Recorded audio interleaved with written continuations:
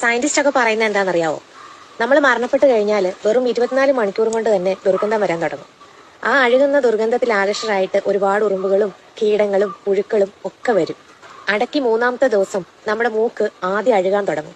6-ാമത്തെ ദിവസം നഖങ്ങളൊക്കെ കൊഴിഞ്ഞു തുടങ്ങും.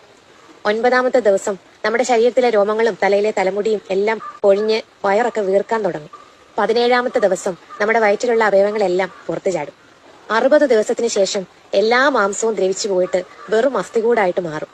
90 ദിവസം ആകുമ്പോൾ അസ്ഥികൂടത്തിലെ എല്ലുകളെല്ലാം പരസ്പരം അകലാൻ തുടങ്ങും. 1 വർഷത്തിന് ശേഷം എല്ലാ അസ്ഥികളും മണ്ണിൽ അലിഞ്ഞു ചേരും.